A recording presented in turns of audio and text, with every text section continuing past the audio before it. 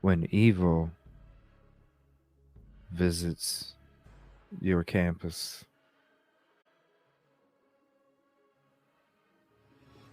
When evil visits your campus.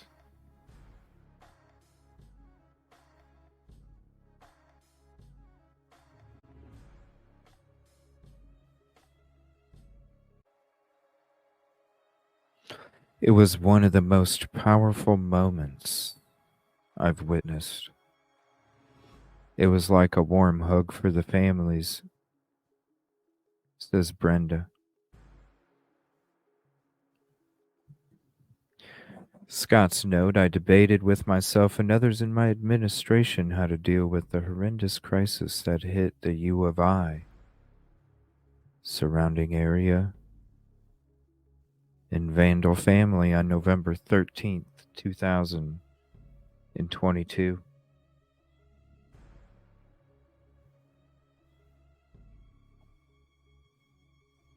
It certainly was something no one saw coming, and after many careful and thoughtful discussions, I knew it fell to me to share the university's response. It fell to me to share the university's response to one of the darkest events in the institution's history, and I also knew including a chapter in this book would be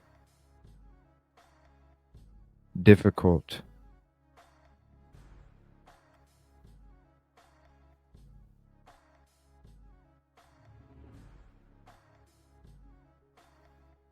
The situation was recent and still felt raw. It will for a long time, but this book is about telling the U of I's story and how to deal with the situations in all forms. Temple and I agreed. Temple and I included this chapter to speak to the greater good of helping others manage through a similar situation, with the hope that no one has to refer to this part of U of I and that story. We've outlined many critical lessons that we learned when responding to the needs of everybody in the aftermath,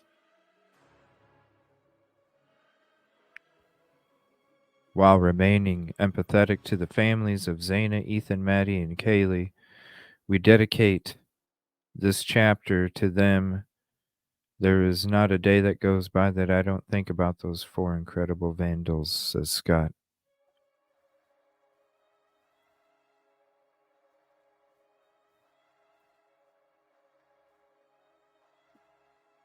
It is very beautiful.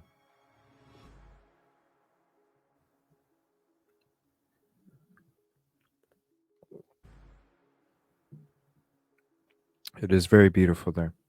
Sunday, November 13th, 2022, started like any other Sunday, a day of rest for Scott. See, you know it's not written by Scott.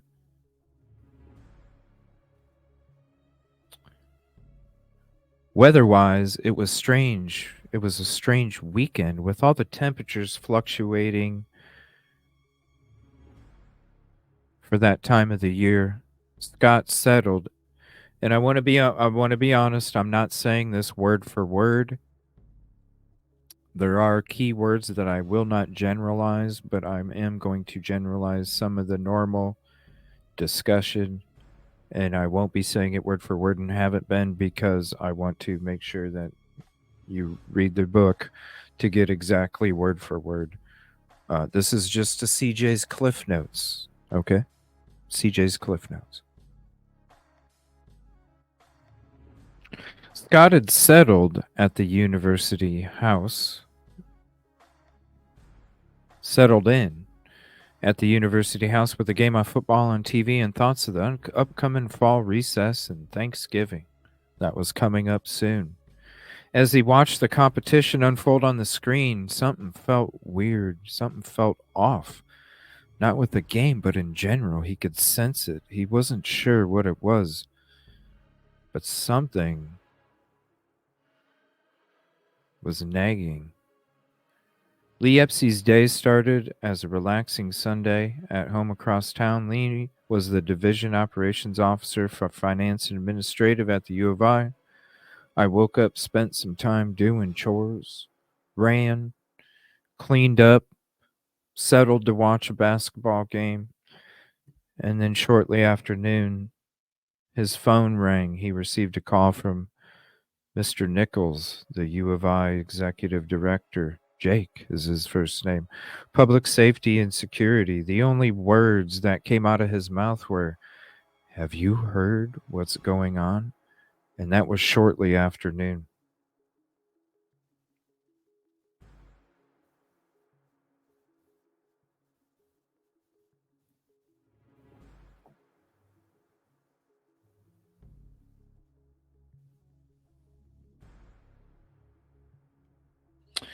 He said, when I told him I hadn't, he informed me that there had been an incident on King Road, a quadruple homicide. Likely students. Jake said to me that he was out of town but heading that way, and I suggested I go and start setting up a command center at the U of I administrative building. Remember the plan of action I always talk about, everybody? The IT department that I talk about, everybody. Lee knew it fell to him to inform and gather the Vandal tribe right away. He called Scott, no answer. He sent a text quickly, but then that's what prompted Scott to call instantly. A phone call all presidents fear, because that fateful Sunday, just before 1 o'clock in the afternoon, right before the Consalves family were being notified of their loved one, Scott learned of the tragic and brutal crime of 4 people in Moscow at a home on King Road. The call was short, said Lee. I let him know the plan to set up the command post, and he agreed to head to the administrative building.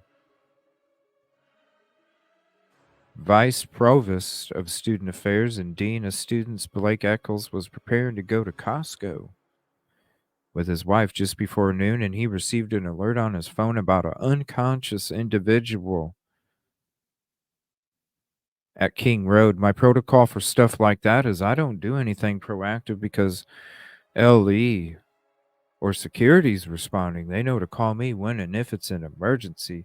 The call came when Blaine was in the parking lot at Costco, and Tyson Barrett, campus captain from the Moscow Police Department, informed Blaine that 4 individuals were found deceased and believed to be college age, most likely unalived. And this is shortly after noon, 1 o'clock, and they still didn't show up until 4:30, everybody. I just couldn't wrap my head around what was going on, Blaine recalled. He immediately contacted Tori Lawrence and Scott. His phone buzzed, chimed, dozens notifications. His wife drove both him and her back to Moscow as he kept handling the onslaught of all the calls and text messages that he was receiving on the way back. That's why his wife had to drive. And once they got back home in Moscow, he headed to the command on campus. The news that the victims, most likely unalived, just hours before, 8 hours before, found, passed in a house just off the campus where students frequently rented. They knew it would go viral in a matter of minutes, blowing up social media. They knew. The news and speculation sowed fear into the community. No, what sowed fear into the community was the fact that you couldn't even tell the community the reason of why you came to the conclusion that they didn't have anything to fear. Despite the emotional toll thrust the university into high gear to be at the top of its game and stay. Lee contacted the U of I's safety and security team, Jody Walker, co-chief marketing officer. I also called, texted leadership team, asking, meet me at the administrative building. Some had heard about the incident, and there was some that had not, but all mobilized immediately.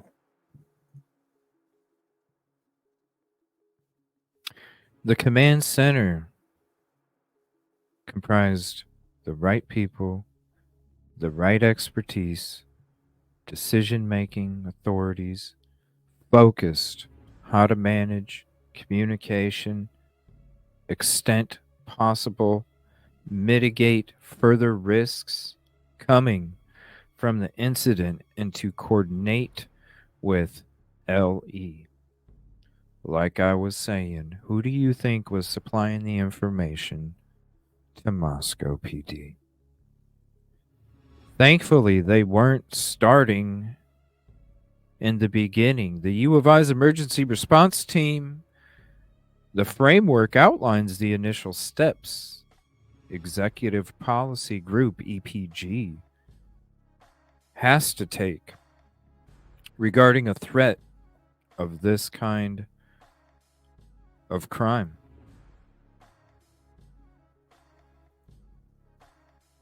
The EPG consisted of Scott, Tory, Blaine, Lee to oversee the security, Jody for public relations, and General Counsel Kent Nelson and VP of Finance and Administration Brian Foisey. They, along with Jake Nichols and other public safety and security team officials, immediately gathered at the president's office to invoke the university's crisis management policies.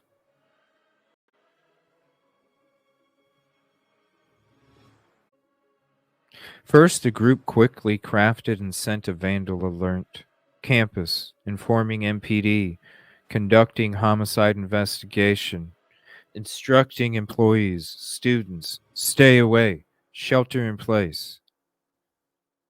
They had no idea if there was an ongoing threat. They didn't even know if it was an isolated incident, Lee said. But he does remember pivoting between the public safety and security team and the EPG team, sharing information.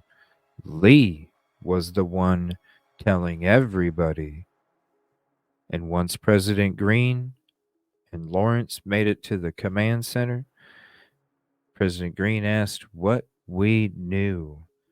And I remember the hair standing up on the back of my neck.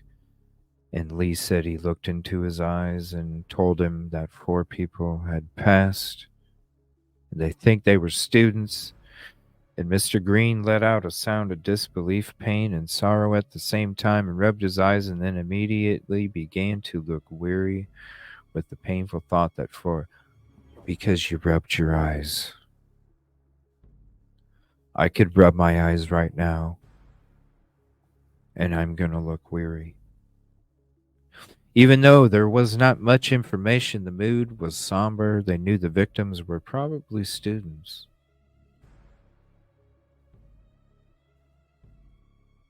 The team's immediate concern was the safety of the students sheltering in place and the employees too. Because one knew if there was still an active threat at minimum. Listen to this. At minimum, the team knew there were U of I employees and students sheltering on campus in the library, the Pittman Center, the Harton Theater, and the College of Law. I'm certain, he said, everyone was scared and wanted to go home. And why have I been saying since fucking a year ago? It's about the enrollment. Go home. We don't end the shelter in place. Fry. We can't have students scared that'll never come back. MPD Captain Barrett reached out to Blaine to help coordinate getting the friends at the residence away from the crime scene.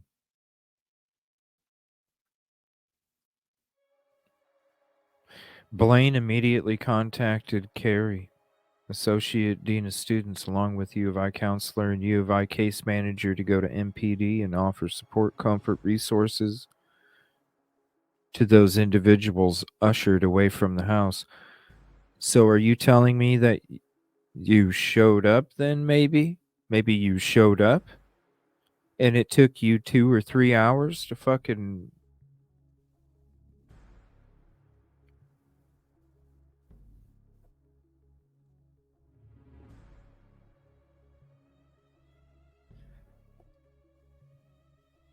Is that what you're trying to hide? Are you trying to hide that it took you 3 fucking hours to rally the students away from the scene?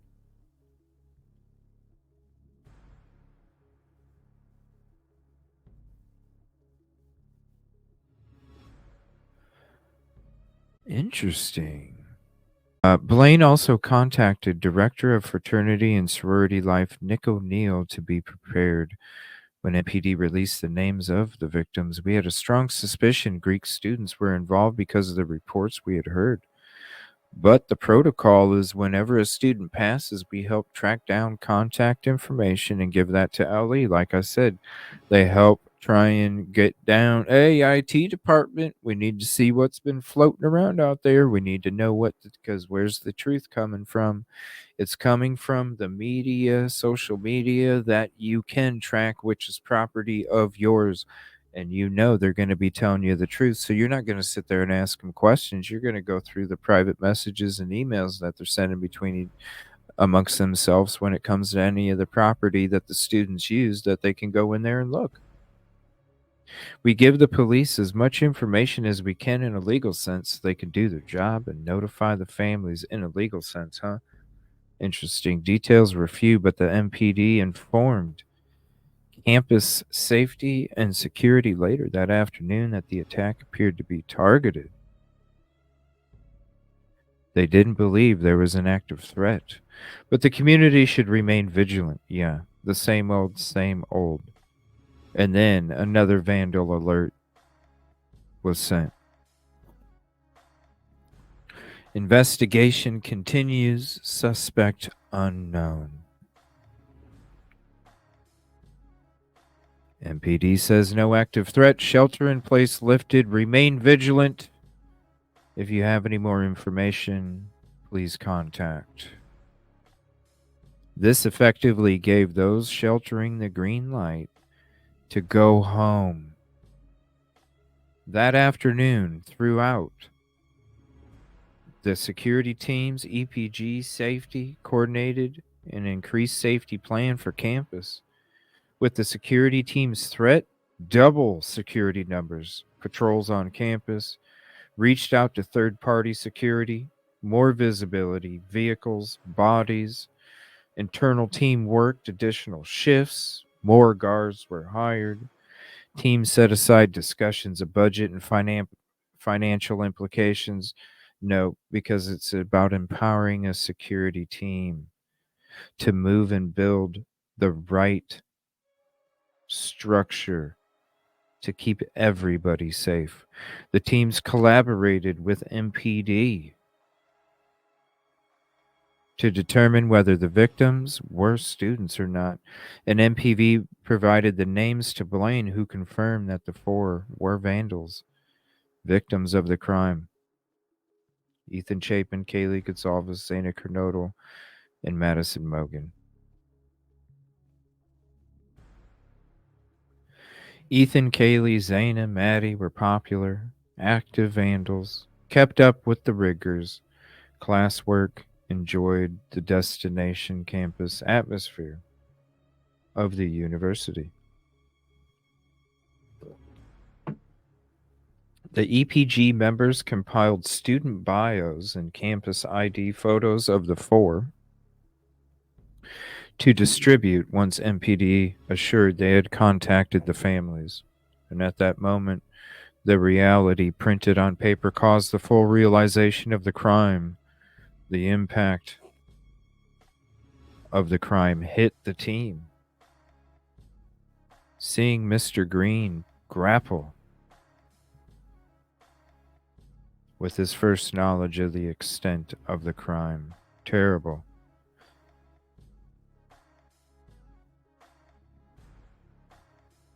State of shock. Normal feelings that I think most people go through when confronted by this tragic loss so close, said Lee.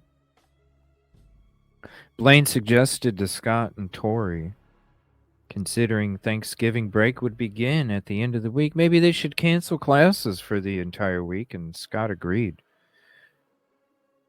The tragedy would be hard on the students and everybody who knew the victims. So he did make the early decision to cancel the following day, the 14th, and take the remainder one day at a time. And then late into that afternoon, into the early evening, Blaine and four counselors, two case managers, testing center began visiting the Greek houses directly impacted. So they went out to the houses, people. They drove up to Sigma Chi. They went to these different sorority and frat houses. Wow. Then I drove up to Sigma Chi, and by the time I visited each house, they reached out to their chapter advisors already. Plan of action, like I said. Some alumni, and they were there with the members of the fraternity and sororities. The team began setting up drop-in counseling. Following morning, needing the help processing the vicious crime, Jody prepared a more comprehensive communication to campus, and at 5:17 p.m., the team sent an updated vandal alert that said Moscow police continues to investigate the passing of four people near campus. They indicate there is no ongoing threat. More information available soon via email. Right. At approximately 9 p.m., Scott sent a memo titled Classes Canceled to Honor Student Victims to the campus community. MPD asked us to hold off naming the victims until they could ensure they had notified all appropriate next of kin, so we did not include that information in the first memo. The entire area, Moscow, Pullman, and all the communities surrounding the two college towns sat stunned, shocked, and scared. Doors that had never been locked before suddenly were. Hardware stores. Uptick in deadbolt sales. Families sat at the table having discussions they may never have had before. Don't go anywhere alone. Be aware. Stay vigilant. Whoever committed this crime was still out there. Noon the next day, Scott issued another memo to campus identifying the victims. It was tremendously important to him that he conveyed his empathy and wanted to share his own grief with the family of the vandals. The message was a reiteration that the drop-in counseling services were in place, described how to ask for help for a friend, need detailed presence of increased campus security, and the green light for students who wanted to leave campus and participate in classes remotely could.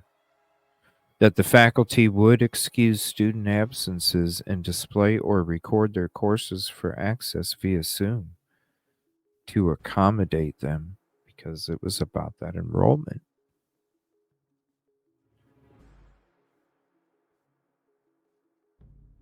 Again, when you go back to the beginning of the reason the University of Idaho was even created in the first place, it was because they wanted to keep the panhandle of the northern part of Idaho, and it was a land grab. If you don't know what we're talking about, you go to the live when we're done. You go to the first part where we're talking about green, and you'll see as we get into it. It's very interesting. It's been a scam since it was a piece of paper. Understandably, the administration received pressure from a small number of parents and students who wanted the campus closed, but they also heard from many students who wanted to be on campus together with their friends during the time. Really? You're telling me that you had students that reached out to you, Mr. Green, and said that they didn't want to leave campus and they wanted to hang out with their friends when the person that committed the crime is probably around the same fucking area that they wanted to hang out, everybody? Are you serious?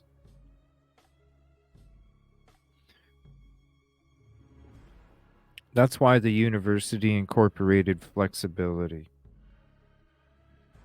to serve everybody. We're going to offer classes that we don't normally offer remotely. We're going to offer them remotely. We were getting a massive amount of calls and emails from parents saying we should cancel. They were going to bring their daughter or son home. Blaine said students were scared. They were asking, when can I go home? Can I go home? What about my classes? I just kept saying, you need to do what you need to do. We'll help and support you. Whatever you need. There's no rule book on how to navigate through this. There's no rule book how to raise a frickin' baby, Mr. Blaine, but people fucking do it.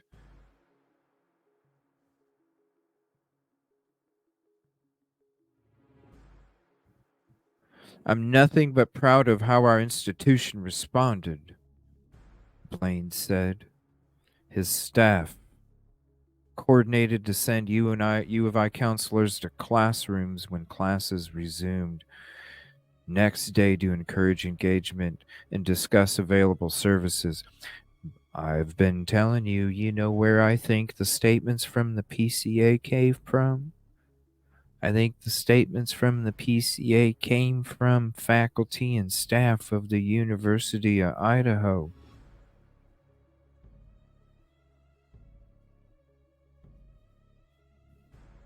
I didn't want anyone to learn about the significant passing in their life through the email. Moscow suddenly became internationally as media from all over the world on this small town, which was unprepared for the ways and tactics of big city reporters. Yes, we don't know how to not answer your question with all these smart questions you're answering, and you saw that when we went through all of those press conferences. The teams worked to get the MPD the information needed to conduct the investigation, prepared talking points for press conferences, and responded. Did you see that? The teams worked to get MPD the information needed to conduct the investigation. That's not it. Prepared talking points for the press conferences and responded to media requests for information and interviews with university personnel. That's why Mr. Fry always went up. Like I said, the university was telling the PD what to do. Oh my gosh, CJ. I can't believe you said that.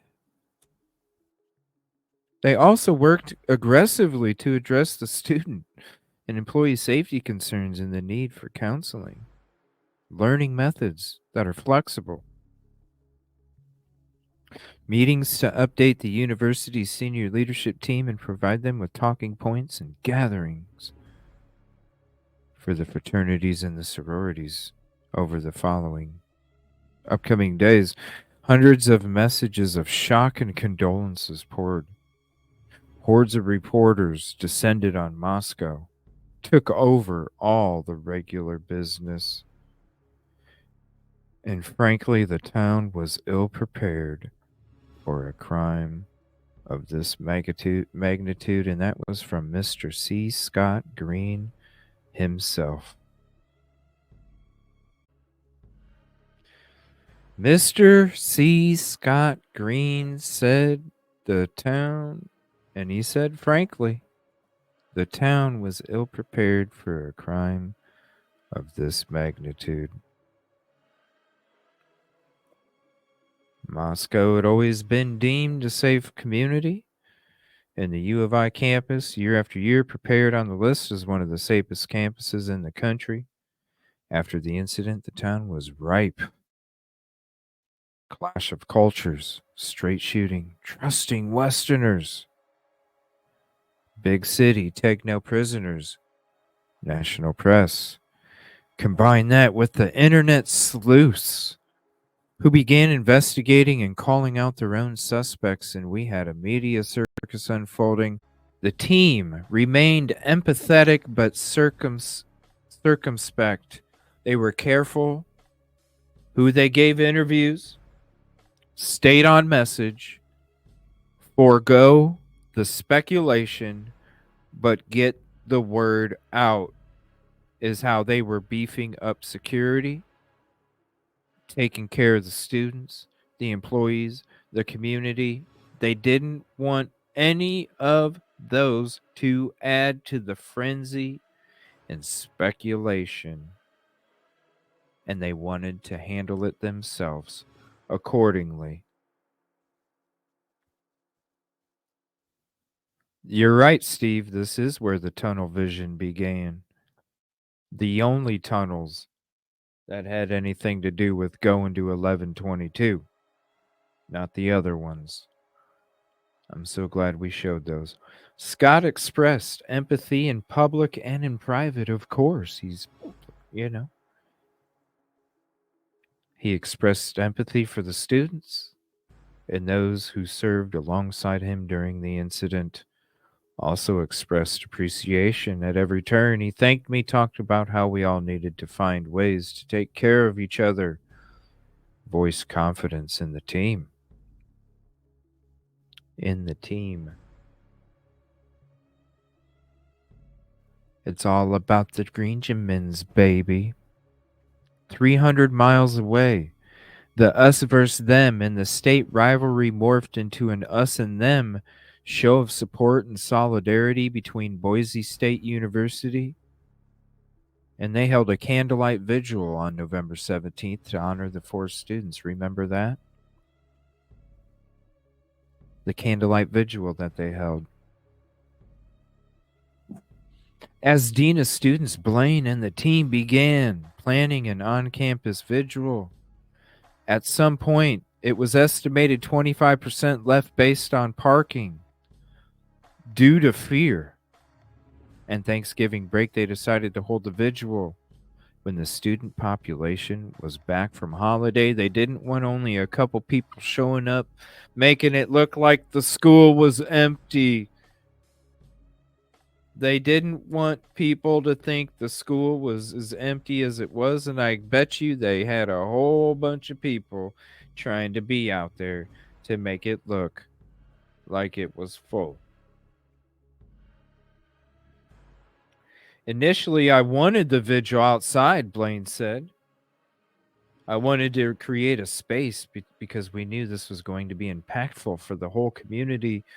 If we had it inside, we wouldn't be able to have candles, but the decision to move it inside was the right call because of the weather. The second was because of safety. MPD felt more comfortable moving it in because they didn't have anybody in custody yet. And they didn't want, But the community didn't have anything to worry about. But you were worried about having a vigil outside. Okay, MPD. Okay. Okay, MPD. Carrie Feely, Corey Dameron, Violence Prevention Program Coordinator, and Ryan Watson, Campus Events and Production Manager, work together. Compassion, respect, plan the vigil, accommodate the needs of the students, the families, the community, people, organizations nationwide, contacted Blaine, his staff, offer assistance, and that was even including Alaska Airlines offering complimentary tickets to the families. We're so broke. We're so broke. Meanwhile, MPD brought FBI collaborate with the investigation and release what they knew. The murder used a bladed weapon to commit the crime. Reporters continue to pour into town. Governor Brad Little of Idaho offered assistance, $1 million to the university, $1 million to LE. ISP came into Moscow from all over the state in show of force. And the governor was so supportive, immediately pledging $1 million to accommodate our response to the crime and giving the green light to the ISP to provide help, said Scott. What is not known is that the significant invisible ISP presence was a force of volunteers. They were not assigned, but from across the state, provided security, comfort. They were volunteers.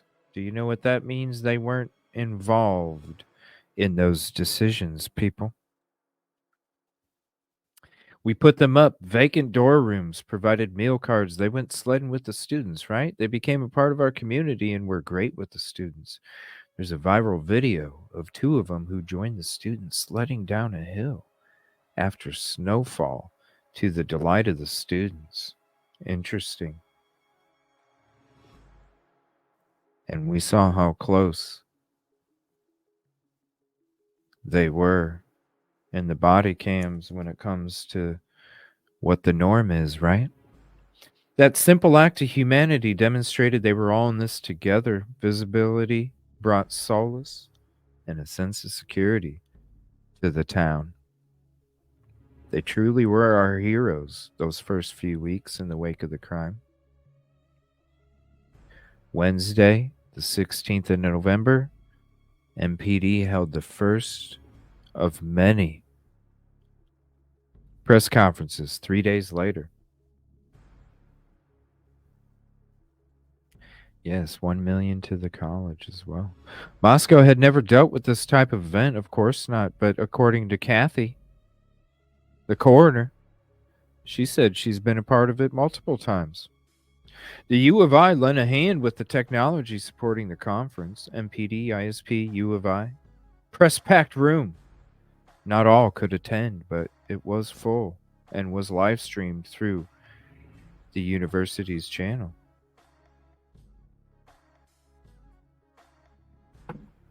When it came time for Mr. Green to present, he started with condolences for the families, the victims. And it was at this time he was overcome with raw emotion, and I call bullshit because we all saw that press conference, right? We all saw that press conference, and he didn't shed one fucking tear. He didn't even have to wipe his damn eye. And you're going to tell me that it was at this time that raw emotion overcame Mr. Green? Why do you lie so much?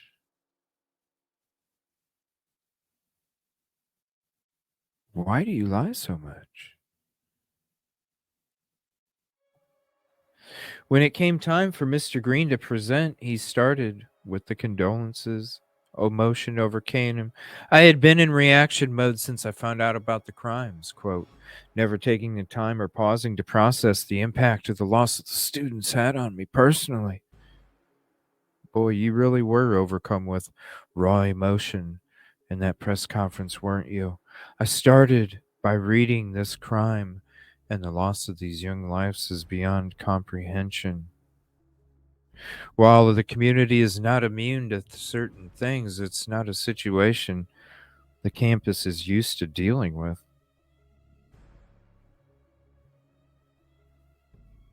Yeah, we went over that earlier, Joanne. That was one of the first things we went in when we started talking about Mr. Green.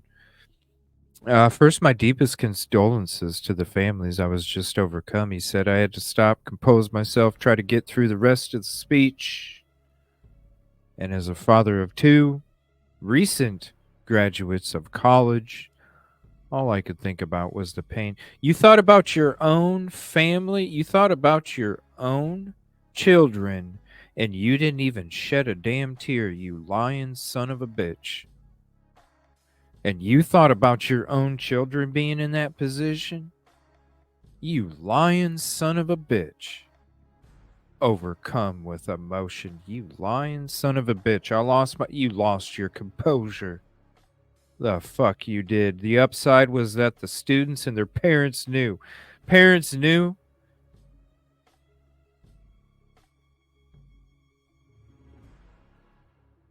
You didn't even do a good fake job of fucking crying, bro.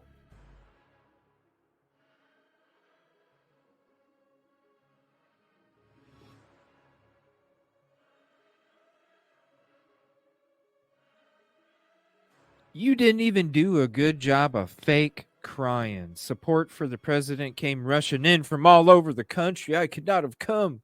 It could not have come at a better time. The next 2 days were tough. The dam broke. It took time for the emotional water to flow. I knew I had to be strong for my team, and I managed. It was not easy. Quote. Blaine says his vulnerability resonated with so many people. And it was a powerful statement he made by being in the space like that. And I said, thank you for expressing emotions that everybody is feeling, Mr. President. The university kept up a constant stream of communication. The administration sent a press conference recap to students and employees and another presidential memo on the 17th, providing the latest security response recap, counseling services available to everybody, employees, students, Vandal family. A reminder to watch for information coming over emails during the fall break. Scott even sent a letter to alumni, including them in shared grief and delivering a message of how Vandals would all get through together. From the date of November 13th to the end of the month, the team sent 18 emails. 6 of those messages were specifically from Scott, one containing even a heartfelt video from the president himself. Yes, a heartfelt video from Mr. President.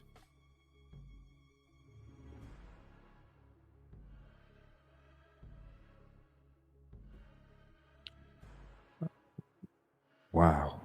I wonder if he cried on that one. It was a tough week for sure, Mr. Green said.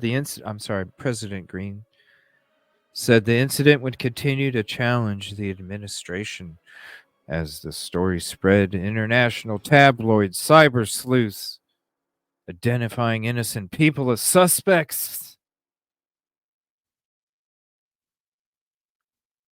Law enforcement took a few punches. People wanting more information blamed them for not communicating details. I'm glad they kept the investigation details to themselves, Blaine says. That's how you get a conviction. That's how you get a conviction. MPD, U of I held daily briefings. See what I'm saying? CJ, the university couldn't possibly be in the meeting. Yeah, they were. MPD and the U of I held daily briefings with each other.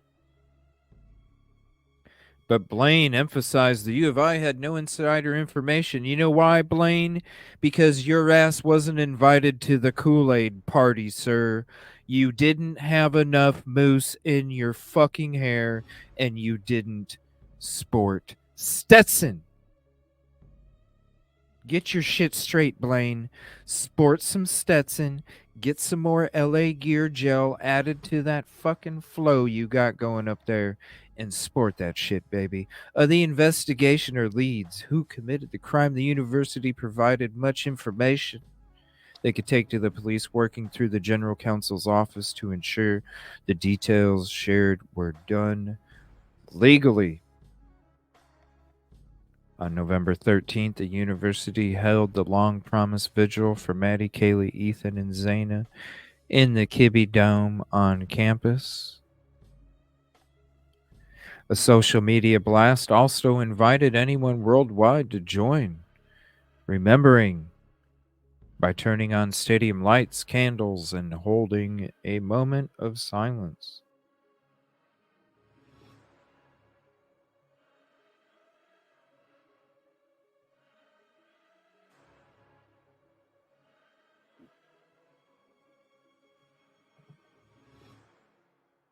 Thousands of students, employees, community, family converged at the Kibbe Dome that night, walking through metal detectors, descending stairs onto the turf, using candles.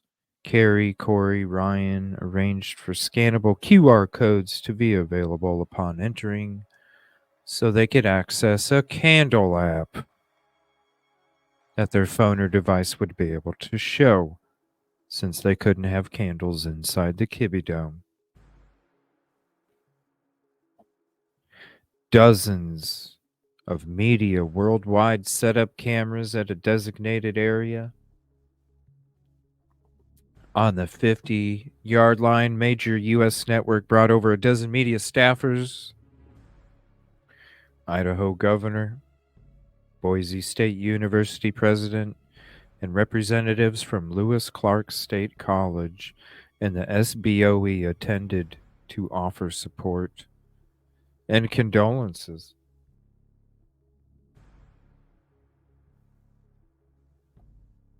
The victims' families were hosted in the Lighthouse Center so they could watch from a distance if they chose not to get close. Some spoke, but mostly stayed in their perch above. The Vandal family standing crowded side by side. I would be too, because you don't know if that guy was there. The vigil lasted an hour and provided music from the university's choir, the Vandaliers, comments by Blaine Scott, and most importantly, several family members who delivered memorial and touching stories. There was not a dry eye in the house, Scott says.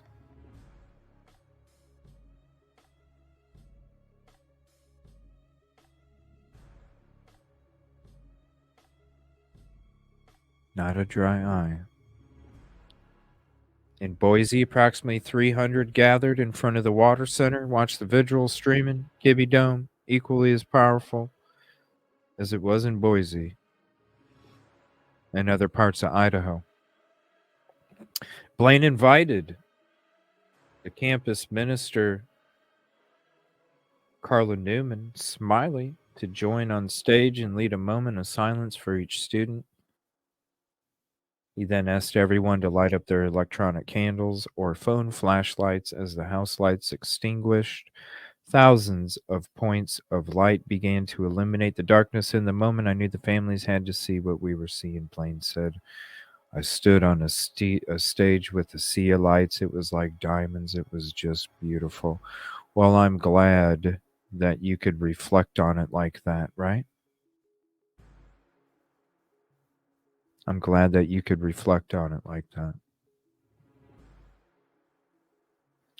He spontaneously said, I would love for you all to turn up your lights to the right so the families up in the lighthouse suite can also see it. The massive group of several people turned together, giving the families the glowing representation of vandals standing in unison, hurting, supporting with love, showing that they were continuing to be the light in the family's darkness, the collective grasp, and the sweet said it all.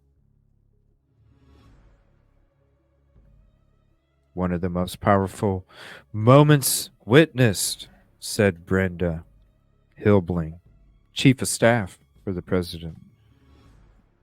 It was like a warm hug for the families. It was beautiful. It encapsulated the outpouring of support. Blaine then read each name, accompanied by a bell toll. Large columns of light illuminated the wall of the Kibbe Dome behind him, one for each lost vandal. We wanted to give a profound moment that recognized each victim, for everybody to reflect. After moving moment of silence, Minister Newman Smiley led a prayer, and the Vandaliers closed the ceremony with a lovely rendition. It was a beautiful tribute, important step forward, healing the community and helping to heal, said Mr. Green. Schools, towns throughout Idaho, surrounding areas, surrounding counties, countless others turned on lights to honor the victims as well. Absolutely incredible outpouring of love and support, Lydia Stuckey commented. One of the most touching things for me personally, see, this is a whole bunch of other people than Mr. Green even commenting. One of the most touching things for me personally was when sisters who live in Kuna and Rigby sent me pictures. I asked my parents if the lights were on. In Preston, they didn't know. So they drove to town to see, yes, the lights were on. They drove by the neighboring high school, West Side. The lights were on there too. It was extremely touching and meaningful. One of the only vandals in the extended family. So to her, especially obvious that it was more than just vandals supporting vandals. It was more like Idaho supporting vandals. Of course. It was the whole world supporting vandals, because I'm sure if you would have went outside Idaho, you would have saw a lot of people throughout this world supporting the vandals and continued to support the vandals. The Turn the Lights On tributes illuminated the darkness of the Pacific Northwest and the nation and the world. In the wake of the on-campus vigil, the U of I did its best to counter misinformation through some well-placed interviews. Tori and Blaine performed most of those interviews, helping to carry the load. Yes, the PR horses. It was crazy, Blaine recounted. For the most part, the professional media did a fine job. We notified students they were going to see the media on campus. We received some complaints from students. I had the hard job of explaining that. Because of the freedom of speech, they're allowed to be on campus, but they didn't have to talk to them. I tried to remind them if they did participate in talking to the media, keep in mind what they say gets back to the families and to be respectful to them and the lives lost. Yes, we're little fucking babies.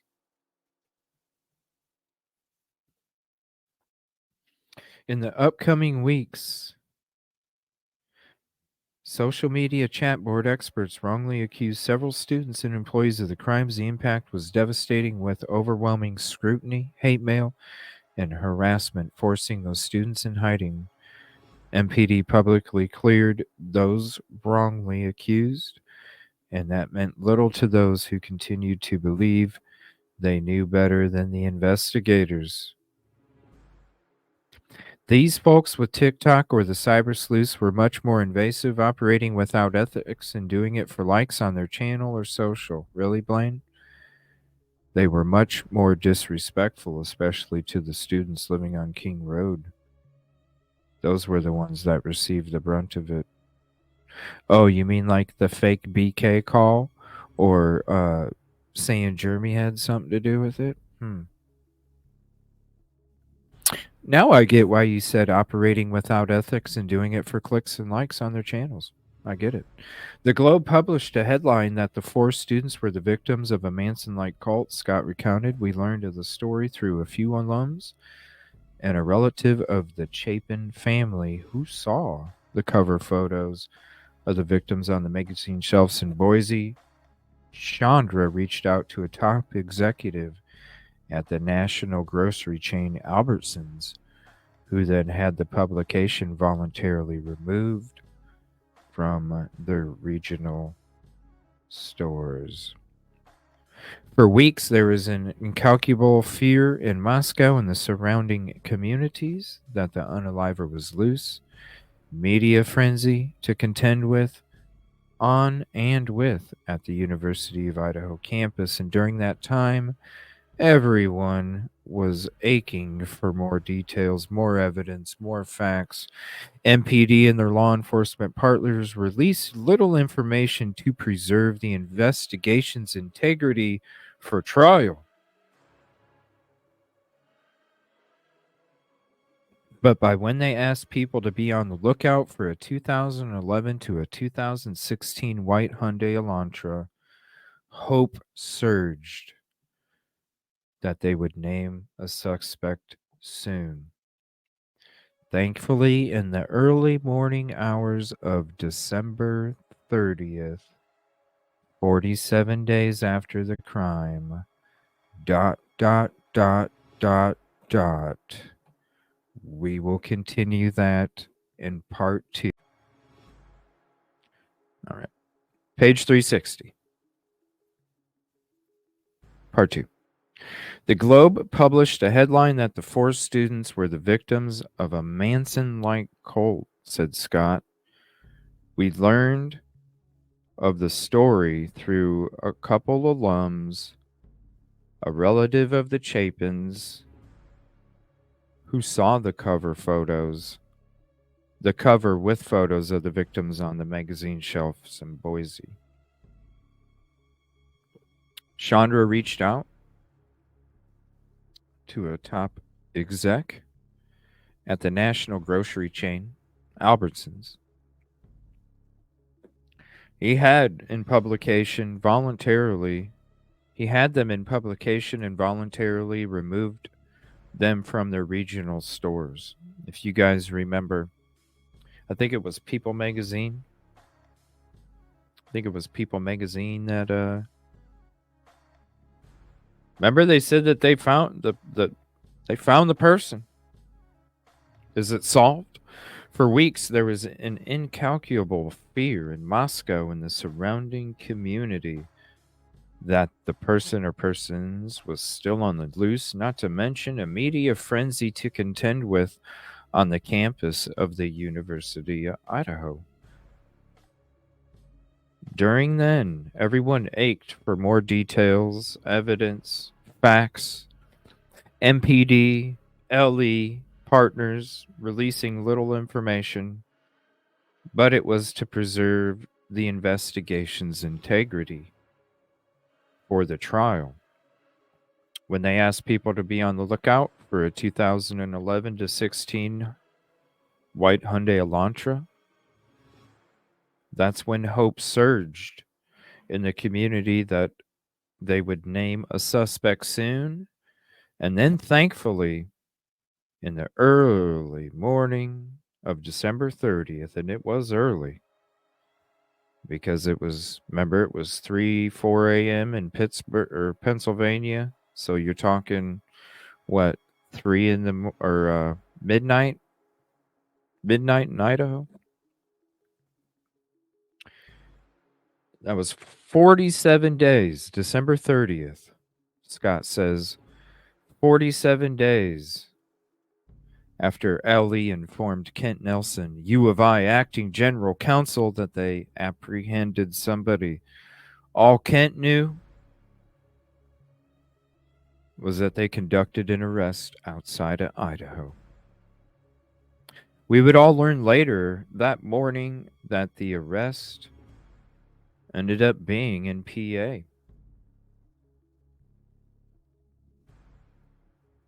I was in the Minneapolis St. Paul airport traveling back from a holiday visit to my parents' house when I received a text from Jody asking if I would organize a meeting for 10 a.m. that day.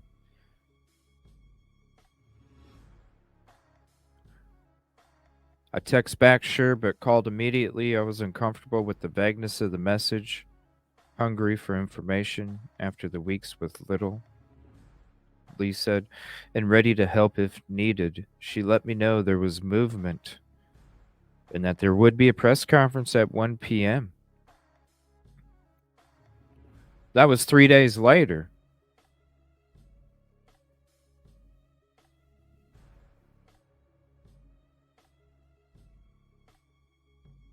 Oh no, for the arrest.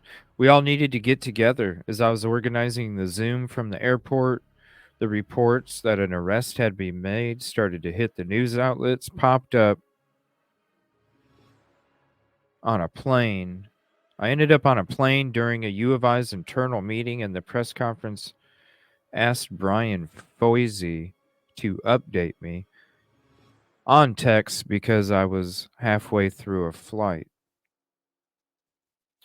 I started scrolling various news channels, the entertainment screen on the back of the seat on the airplane. One by one, began flashing picture of the suspect, telling what they knew about him, showing aerial footage of the home in rural Pennsylvania. The details started to fall into place, and a gruesome, horrific story was telling. On early Sunday, between approximately 4 and 4:20 a.m. on November 13th, 2022, Mr. Koberger, a graduate student from Pennsylvania, and they said his full name, Brian Christopher Koberger. I just said Mr. Koberger.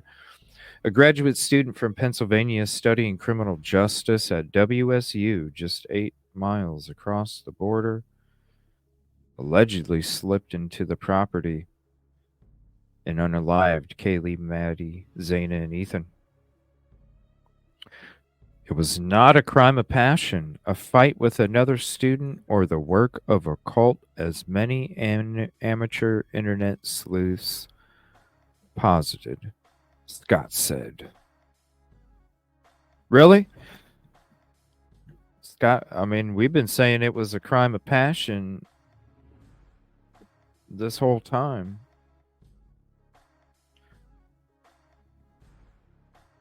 It's not a crime of passion? It was not a crime of passion. A fight with another student or work of a cult, as many amateur internet sleuths posited. The attack appeared to be premeditated. This is a quote. The attack appeared to be premeditated, and the perpetrator had allegedly prepared to execute his plan, relying on his criminal justice education to avoid detection. Mr. Green, did you see the video that I made of the fucking route of the PCA and how many cameras are on there? And how I also included the route somebody would have taken if they wanted to get away with the crime, and it was on Airport Road. You're telling me the criminal justice education to avoid detection?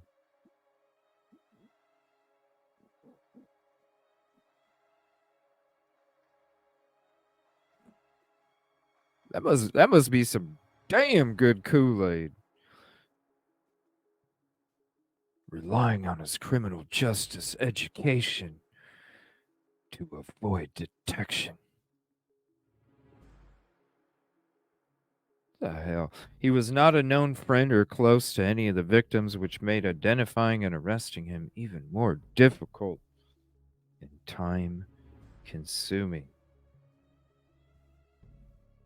Koberger had driven across the country with his father from Pullman toward PA during the December holiday break, but law enforcement zeroed in on him based off surveillance video, cell phone record, pings, other evidence, tracking him to his family's home in Pennsylvania, confirming DNA evidence.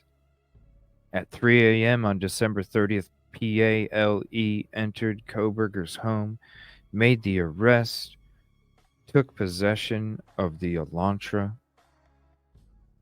I sat on the plane, dumbfounded by the fact that Koberger had attended classes after and then traveled to his family home for what I'm sure seemed to them as a normal holiday visit. Lee said I shed a tear or two quietly, not sure if it was sadness or relief. At the same time, I could not help but draw parallel to my own family, who had woken up early just to take me to the airport, a father's chore done with love after a knife's visit, a stark as comparison, the contradiction of knowing that four families had endured a much different end to 2022. MPD hosted a press conference that day, like they said, at 1 p.m. at Moscow City Hall. MPD, ISP, and Scott delivered remarks. After the press conference, Scott sent out a communication to students, employees, and alumni that summed up the details of the case to that point, and it read, and I will read it word for word. It's crazy, isn't it, everybody? Trust me, I'll get to the comments here. It says Brian Christopher Koberger was arrested in Pennsylvania last night in connection with the King Road homicides. According to Moscow Police Department, the U of I does not appear to have any record of Koberger. No motive has been released by law enforcement. This is the news we have been waiting for in relief for our community. And most importantly, and again, this is from Scott Green, this is the news we have been waiting for in relief for our community. And most importantly, the families of Kaylee Gonsalves, Madison Mogan, Zana Kernodle, and Ethan Chapin. We are grateful for the hard work of LE to protect our community and bring justice. It has been a stressful time for our university, but we never lost faith that this case would be solved. We're grateful for the hard work of the MPD and the LE partners. We appreciate the increased security presence of the ISP, bringing comfort and calm to a community that felt shocked and confused because of this senseless crime. This was made possible by Governor Brad Little's financial support. Vast and committed FBI resources brought important expertise to this complex case. Across the board, dedicated, highly competent personnel worked on this case. I wonder if you saw the DNA Dirty Glove video, Mr. Green. Just asking.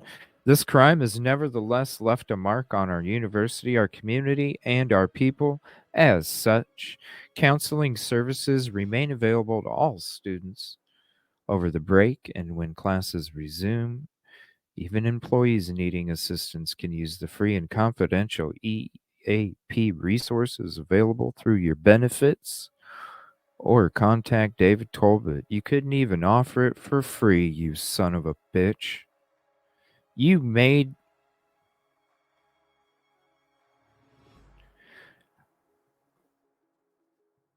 through your benefits. They're free, but you had to have coverage. So somebody that probably couldn't afford to have your shady ass bullshit medical plan didn't get included because it wasn't under their benefits. That is so fucked up. Classes in this skeezy ass motherfucker, man. Classes in this self-defense, vigilance, stalking awareness, healthy relationships, and more, as well as the distribution of personal safety devices, will continue as planned. That's you probably got to be covered with your benefits. Additional security should have offered it for free, man. What the hell? If you're that worried about your community, My gosh, be an upstanding fucking citizen. You know? Like you couldn't. Additional security personnel have been added to the university's security team, and law enforcement will increase patrols on campus and in nearby neighborhoods. The outpouring support from across the state and nation helps sustain us during this most trying time.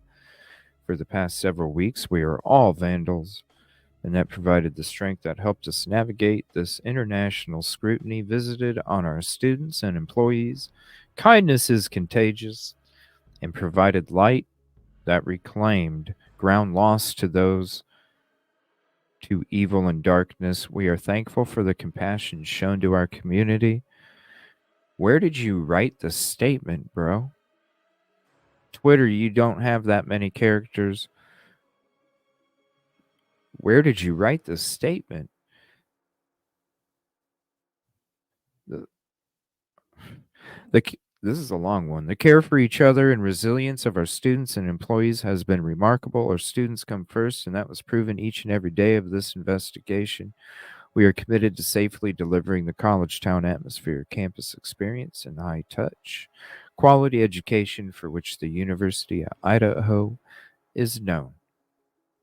While we cannot bring back Maddie, Kaylee, Zayna, and Ethan, we can thoughtfully and purposefully carry their legacy moving forward in the work that we do. And you still don't have no healing garden. Whatever, bro. The next few months will be tough on their friends and families as the legal system begins to process the publicity prosecuting these crimes to bring justice. Let's keep them in our thoughts and prayers and continue to stand. Hashtag Vandal Strong University of Idaho 2022.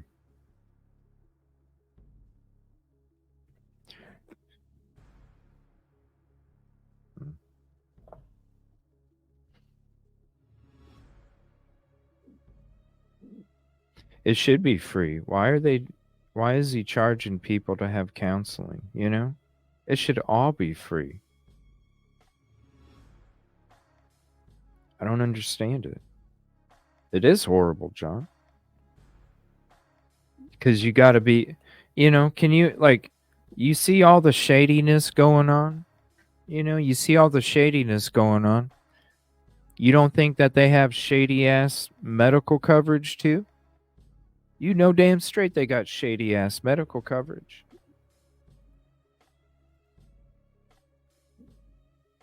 It's free if you got coverage. Contribution call out. I want to say thank you to 49er Girl for the gifted membership. Unravel. Congratulations to the gifted membership. Thank you both for being a part of the community. It means a lot. Thank you, 49er Girl. Shout out to your 49ers too.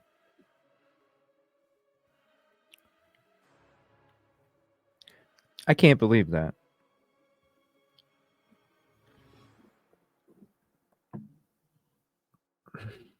What a joke. The day of the arrest. This is Scott Green. The day of the arrest, I talked to the dean of students at WSU. Oh no, this is Blaine. Blaine said, the day of the arrest, I talked to the dean of students at WSU 4 times. I told her to hang on. The tidal wave that just went through our campus was headed her way. Shortly after the arrest, the Latah County District Judge placed a non dissemination order, gag order, on the individuals involved with the investigation or evidence, including law enforcement, asking them to not discuss the trial. So I'm going to go ahead and pull this up because I know a lot of people. We're going to share this part real quick. A lot of people always are asking, when did the gag order really start? Right there. Shortly after the arrest, the first judge, not Judge John Judge, the first judge was the one. Oh, look at that. You can change the color too. Really? The first judge was the one that judged or placed the non dissemination order. All right.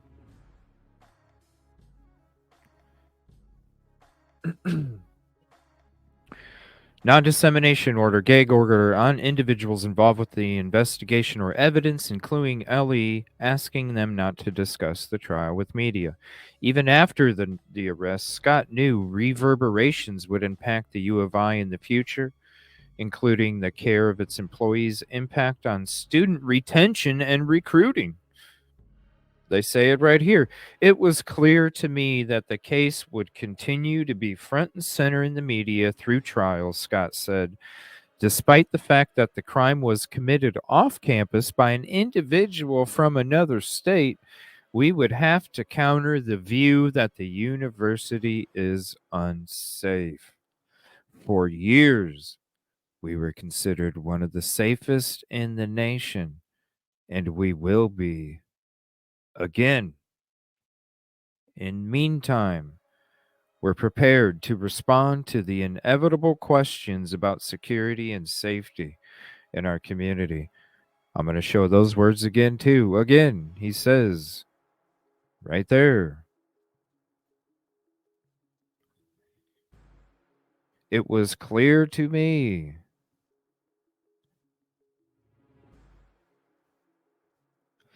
It was clear to me that the case would continue to be front and center in the media through trial, despite the fact that the crime was committed off campus by an individual from another state. Instead of saying just 8 miles away, now it's an individual from another state.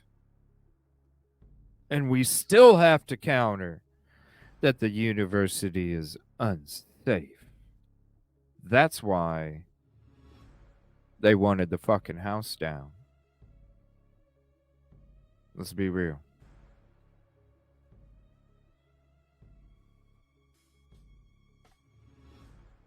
All right, enough sharing. I got to go back to my screen again. Just wanted to show you.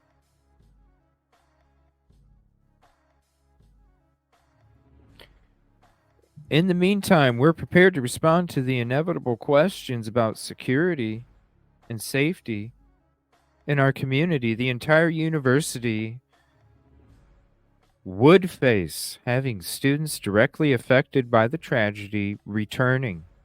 One student, any one of them, or even an employee of the university, could be among those who went to the house that morning, were siblings, or were in a class with the victims. The entire campus had to consider the healing takes time. No one grieves the same way. But let's be honest, there was 4 people that were brutally unalived, so I understand that healing takes time, but you need to ask the questions first. In addition to those concerns, president, faculty, staff had to address more programmatic elements of getting back to educating students and advancing the U of I's reputation. You know, one of the best in the nation for safety. One metric that would determine how well the university handled the crisis would be the spring enrollment. So let's go into overdrive right away because that's what the board members were looking for. What's going to be the next quarter? Okay. That's going to be our projection. On January 27, 2023, University reported that spring enrollment at the University of Idaho was up. Undergraduate enrollment increased by 3.5%, and 6,505 students over spring 2022. Graduate student enrollment declined slightly to 1929 from the spring's 2022's enrollment of 1938. But overall enrollment was up 2.1% to 9,375. This excluded dual credit students and supported the notion that the largest freshman class in the U of I's history had returned to continue their studies with the Vandal family. Furthermore, fall acceptances also saw an increase, Early verdict was that the university cared about its students. They turn in wanted to complete their education at the U of I. Time will tell if the tragedy affects long-term enrollment. The entire Vandal family is going to work hard to promote a safe environment on campus, provide information so students and parents can make informed decisions, and empower them to reach out and ask for help if they need it. Just like the volleyball players. Just like when the volleyball players are reaching out asking you for help. Okay.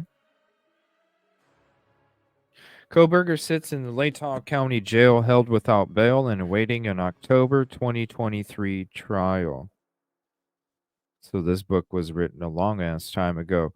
A grand jury indicted him on 4 counts of unalive and 1 count of burglary. At pretrial, he stood when as the judge entered a not guilty on Koberger's behalf, and prosecutors are seeking the DP.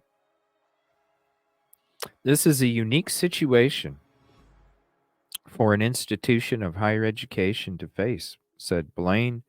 The U of I has faced student passings before, but this is a murder multiple with a knife. That's the horrific part of it all. Every horror movie out there plays on our darkest fears of what actually happened on King Road. But I'm proud of the way our students responded, maintained grit and resiliency. This generation gets a bad rap for being flakes and not so strong, but they're children of COVID, done the hard things. It's not what their student should be about. Their life experience shouldn't be about being on 2020 or Dateline or talking to friends about who they lost. We're going to go in that direction that moves us forward, focusing on academics, engaging in social opportunities, while still remembering Ethan, Zayna, Kaylee, and Maddie. So Scott's management insight. Unfortunately, homicides on U.S. campuses are not uncommon. If evil visits your campus, a president must first project empathy. Bro, that's the first thing you go to? The first thing you go to is empathy? This is your insight, and this is your help on how to help other frickin' presidents who. This is your help. If evil visits your campus, a president must first project empathy. Oh, it gets better. A family just lost a child, something none of us can imagine or would wish on anyone. Don't assume people will know how you feel. You must communicate the impact it has on you. The families did, sir. Families reached out to you and asked you not to demo this fucking house. And you want to talk about empathy and knowing putting yourself in their position? You must communicate the impact it has. They did. And you let it get torn down. You wanted it to get torn down. The selfless act will bring your students and oh wow, look at this. The selfless act. The selfless, dude, you've been about selfish the whole time. That selfless act will bring your students, employees, and community closer. You know what? You've been manipulating your fucking community this whole time. And you're going to call it a selfless act. Knowing that sadness, fear, anger, those are normal. We all must process these emotions. I chose to send a video to our community to explain what the university was doing to elevate security on campus and provide support services for our employees. We watched that video Saturday night. He says, I took that opportunity to express how I felt that we all face the shock and confusion of such a crime. Different, and that's okay. It is not easy for those of us raised in a time when one does not talk about how they feel, but would strongly encourage you to make that leap for the good of your institution. The second piece of advice, address the hard questions up front. You did not write this, dude. You did not write this because you are not self. The second piece of advice is to address the hard questions up. First is empathy. Second is address the hard questions up front. Bro, what kind of fucking Kool-Aid are you drinking? Damn. For this crime, it was security. How can you bring your students back to campus? How will you keep your students and employees safe? I'd hate to see number 3. Even though the crime didn't happen on campus, that didn't matter in our tight-knit community. MPD believed the crime was a targeted attack. Many were uncomfortable with that answer. We explained how we dramatically increased security through a private vendor and state, county, and local police patrols on our campus. There is no such thing as too much security.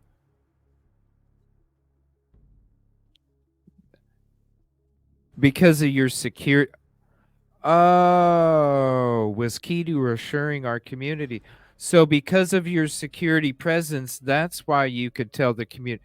Oh, so forget about the dude that's slipping between the two officers that just crossed his path while he goes and slips into another house and commits that crime. That was your reason why the community was safe, because of your police presence? You can't be everywhere at every moment. Too big for the britches.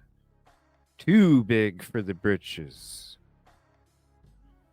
We housed a law enforcement on our campus and fed them in our dining halls. They became part of the Vandal family. We also injected flexibility in how our students attended class, permitting them to go home and Zoom remotely or continue in person classes for those who wanted to remain on campus and grieve with their friends. They're going to stick around and grieve with their friends while the person's still out there and you ain't answering shit. You're fucking crazy. Those are the students that had to decide, shit, do I choose my safety over my education? Because I'm not going to have an education if I choose my safety, because I can't literally make that happen. Those are the students that fucking stayed behind, because you know damn well every mama and papa was calling up their child going, get your ass home. Get your ass home.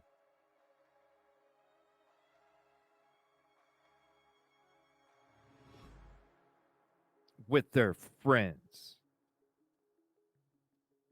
By addressing the concerns head on and providing choices, we did not spend time defending our decisions. We could focus on supporting our students and employees, and the intense media scrutiny that followed. The third action. Oh, here we go. It is ironic, isn't it, Brett?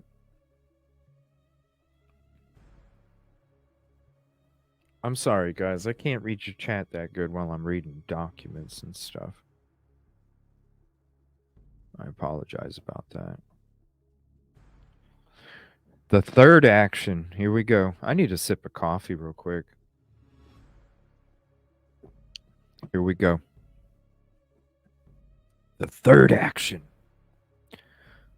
The third action. And you know what that means? It's a plan of action. We've been telling y'all for months. It's that plan of action.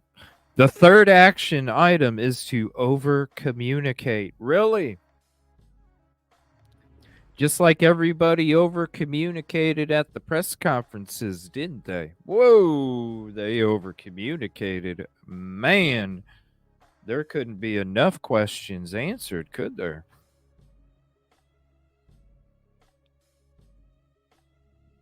The third action item is to over communicate.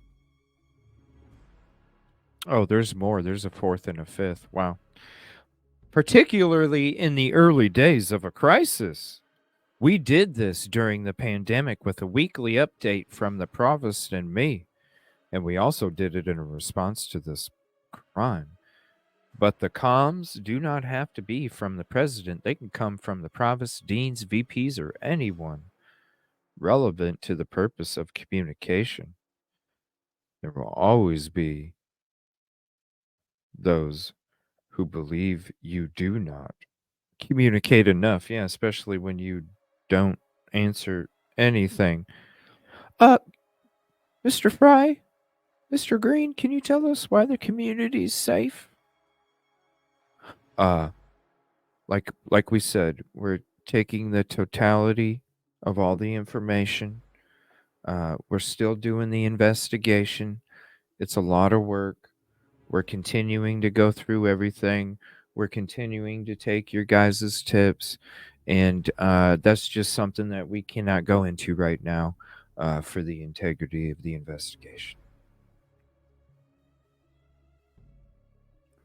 There will always be those who believe you do not communicate enough, so it is helpful to be prepared to remind them of all the comms you have issued. The teams accomplish this by listing a hyperlink of each communication on a web page that the public could access. King Road Homicides was the web page, remember?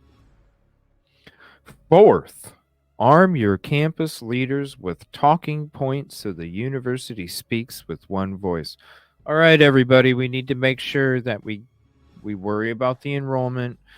You can't answer any of these details, downplay these things. Just say that you have to reach out to me, deflect it to me, and just tell them what Fry tells the community. Just stay vigilant and stay aware that you're safe. You're safe, but just stay vigilant and stay aware.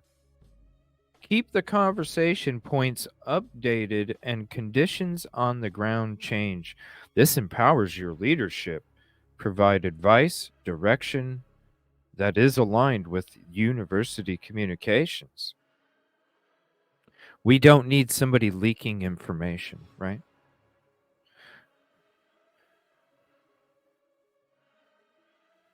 Fifth, hold regular meetings with law enforcement. Why would a university, why would the university have to hold regular meetings with law enforcement?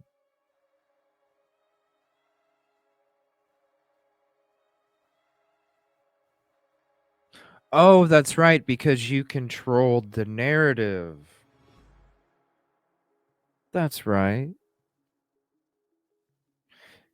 Immediately after the incident, we set up a morning briefing and an afternoon debriefing, a morning briefing, and an early afternoon briefing. It included the university team and law enforcement? I'm sorry, afternoon. This eventually evolved into one daily meeting. The university held the meetings. The university held the meetings with law enforcement 2 times the day that the crime took place and once a day every day after that.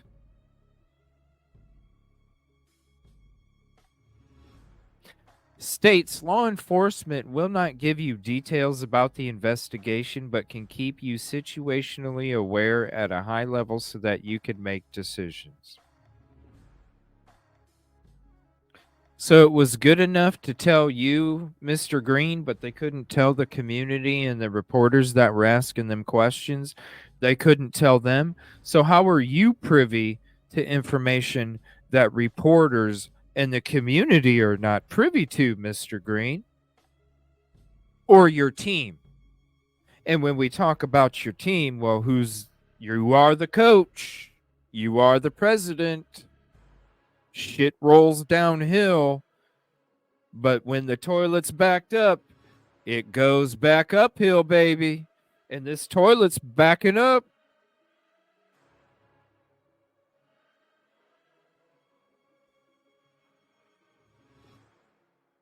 When we realized how complex this case was and would not likely get solved in a matter of days, that helped us plan. These meetings allowed us to troubleshoot emergent challenges, gather input from a diverse group of stakeholders, develop communication, keep the ball moving. The daily work needed for a campus in crisis. Continue the meetings as needed and don't deviate from the intended purpose.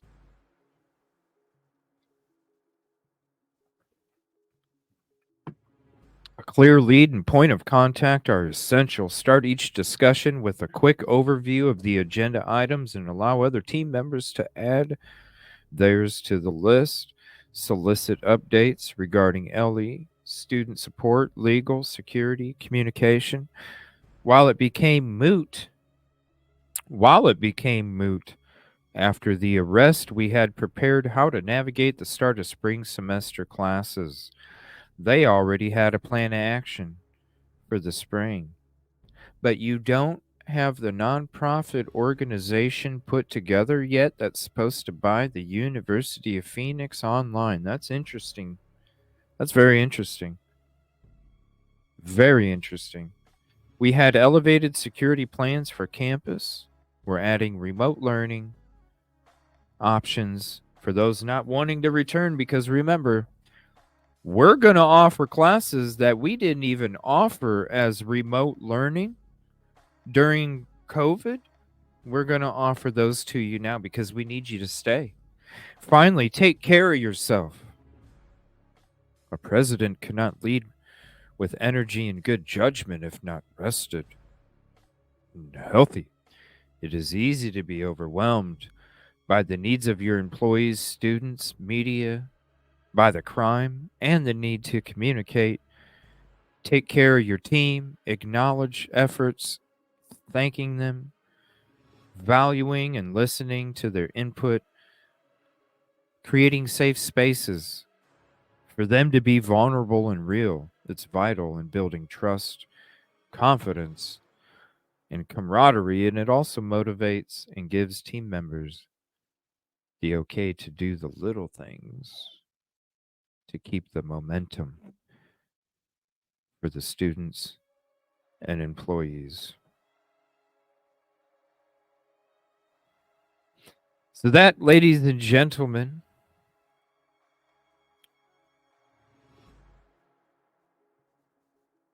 is my final chapter because I don't care about the numbers. I don't care about the PR and how it's so broke but making all this money.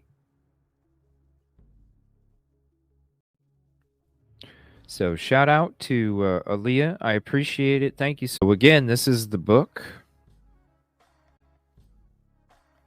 University's Handbook.